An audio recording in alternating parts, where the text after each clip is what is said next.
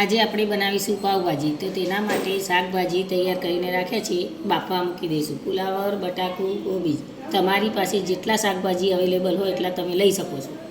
આપણે ભાજી બનાવવાની તૈયારી કરીશું. તો તેના માટે લસણ, ટામેટાં, લીલા મરચાં અને ડુંગળી કટિંગ કરીને રાખ્યા છે. તો તેની ગ્રેવી કરી દઈશું. હવે આપણી ગ્રેવી તૈયાર થઈ ગઈ છે. આપણું શાકભાજી બફાઈને તૈયાર થઈ ગયું હતું, તો તેને મેશ કરીને રાખ્યું છે.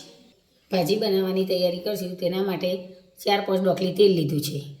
તેલ ગરમ થઈ ગઈ છે, તો તેમાં રાઈ નાખીશું.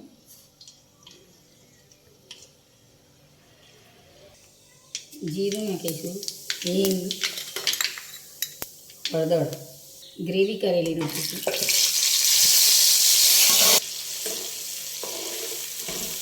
આપણી ગ્રેવી આપણે વઘારી દીધી છે, તેને સારી રીતે મેશ કરી દઈશું. તો આપણે મસાલા કરશું. મરચું,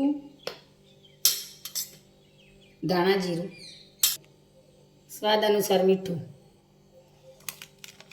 પાવભાજી મસાલો નાખીશું. હવે તેને મિક્સ કરી દઈશું. હમણાંથી આપણે વિડીયો બનાવ્યા નથી. અમારા વિડીયો જોવાના ચાલુ રાખજો, કેમ કે અમે થોડાક બીમાર હતા એટલા માટે.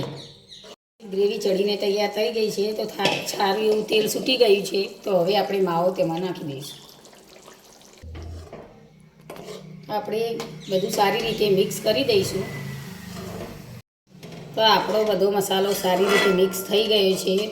તો ભાજીને હવે ચડવા દઈશું. ભાજી તૈયાર થઈ ગઈ છે. જો હવે એમાં ધાણા નાખી દઈશું. તો ચાલો જમવા.